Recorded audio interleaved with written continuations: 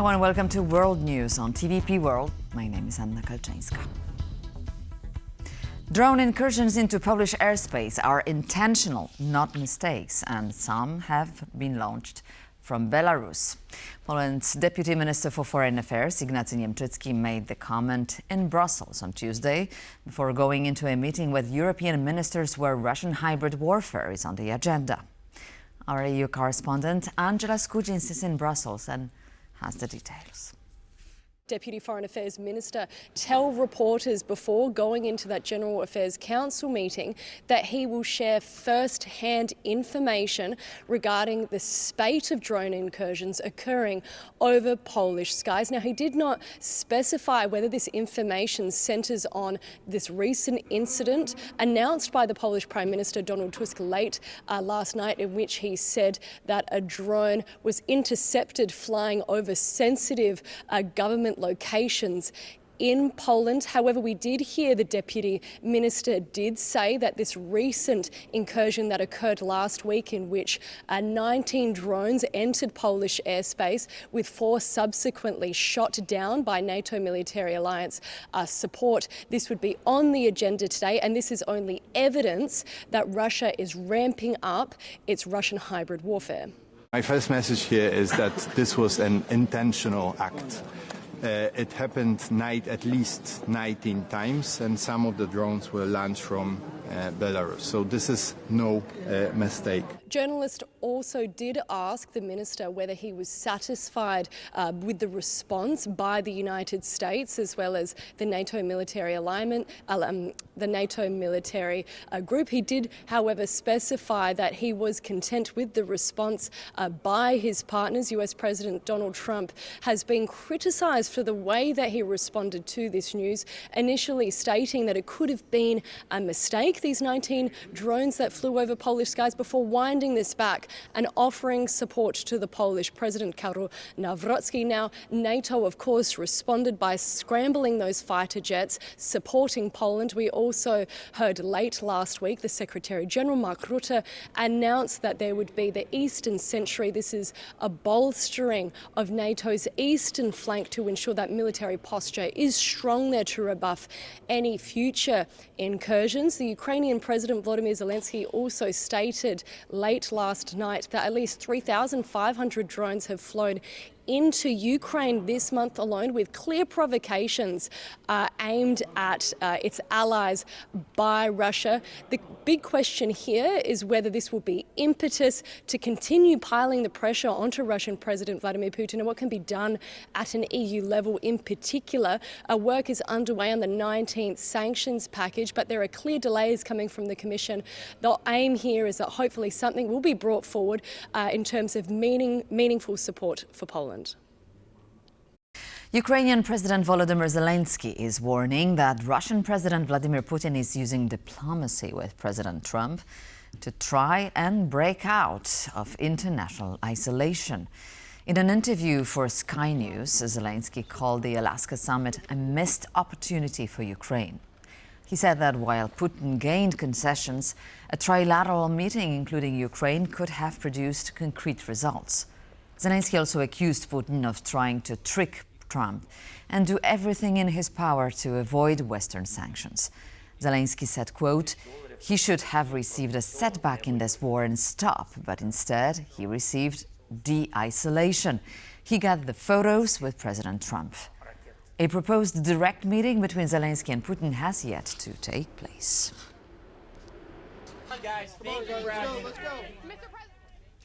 Norway has launched its largest overseas military mission to date, training Ukrainian armed forces instructors at a classified base in southeastern Poland. Norway has begun Operation Legio, its largest overseas mission at a classified base in southeastern Poland. The training started on Monday and runs through the end of the year. Several hundred Ukrainian soldiers will take courses in leadership, stress resilience, and NATO-supplied weapon systems. The program also tests new battlefield equipment, including unmanned transport vehicles. Led by the Telemark Battalion and Norway's Rapid Response Forces, the training takes place at Camp Jomsborg, a facility built since August to host hundreds of troops. Officials say Poland was chosen after Russian drone threats made training in Ukraine too dangerous.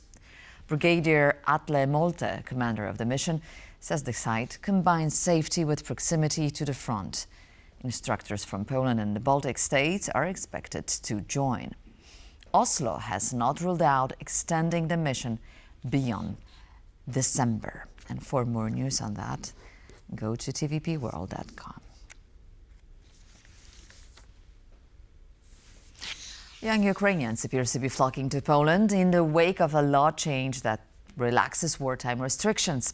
Men aged between 18 and 22 are now able to head out of the country for the first time since Russia's full-scale invasion, with more than 10,000 crossings already recorded by officials. This decision was long awaited by many Ukrainian youth. Thousands of young Ukrainian men aged 18 to 22 are finally allowed to cross the border following government adoption of a decree permitting them to both enter and leave the country uninhibited. This development comes 3 years after the beginning of the full-scale Russian invasion, during which all men aged 18 to 60 were prohibited from leaving the country.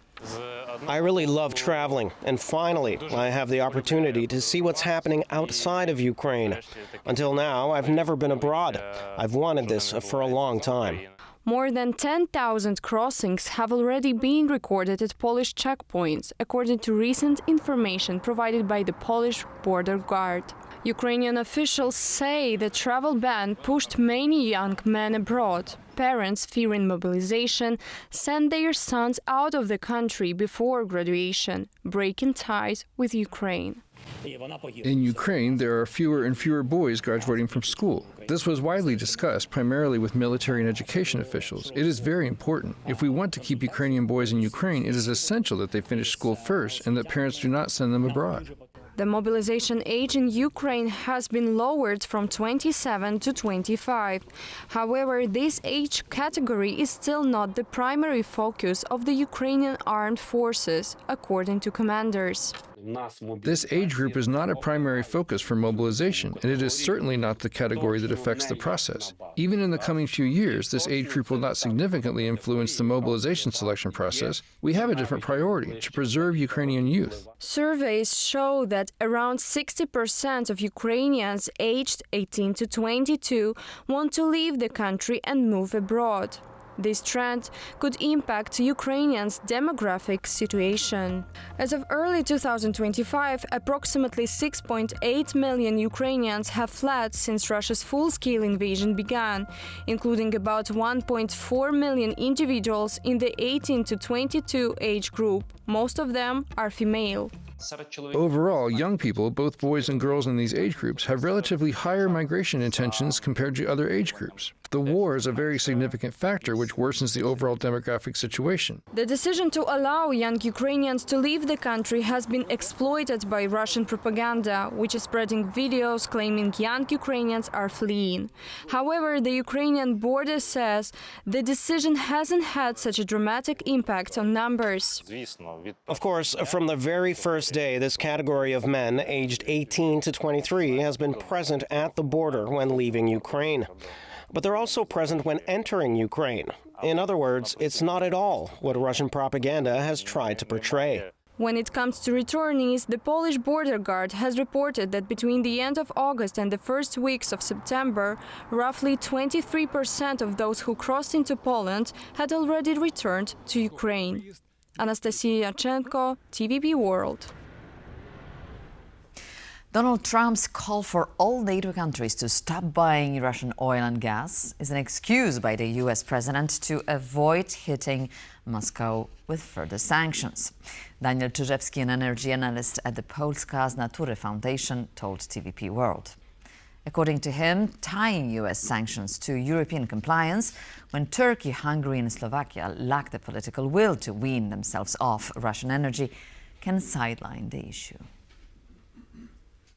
The call from President Trump is impossible to implement because even without Turkey, the Hungary and Slovakia would have to build the connection. Of course, It's not a rocket science, it's a pipe, it's a big pipe. We have all pipes in our homes. It's a big pipe to be laid down to some port in Europe to expand the capacity of imports. It would take a couple of years. Czech Republic done it in 3 years.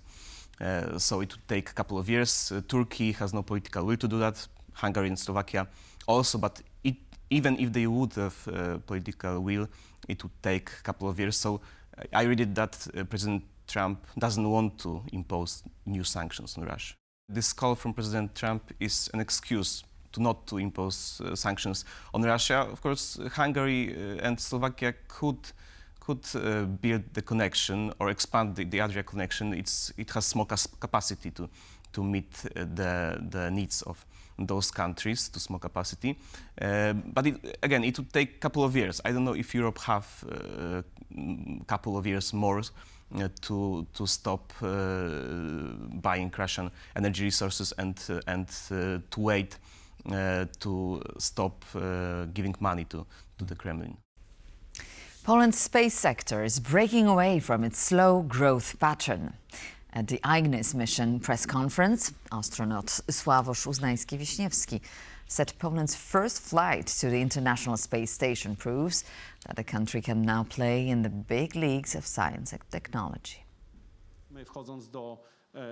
As we enter the G20 group of nations, we need to build our own technological ecosystem in Europe and help shape the continent's technological future. Thanks to this mission, which proves that we can cooperate broadly and execute Poland's first mission to the International Space Station with scientific and technological precision, we now have a path to representation both in Europe and on the global stage, as well as to much broader technological collaboration across the continent. Poland's space industry is no longer crawling. It's breaking away from slow growth and entering an exponential phase, driven by rising interest from new players entering the sector. Developing new technological solutions is a powerful source of inspiration. At the same time, investing in the space industry means investing in a truly global marketplace, where the scalability of space technologies is immense. And on that positive note, we conclude this World News. Thank you so much for staying with us here in the morning of TVP World. Please stay tuned for more news and interesting commentaries. See you soon.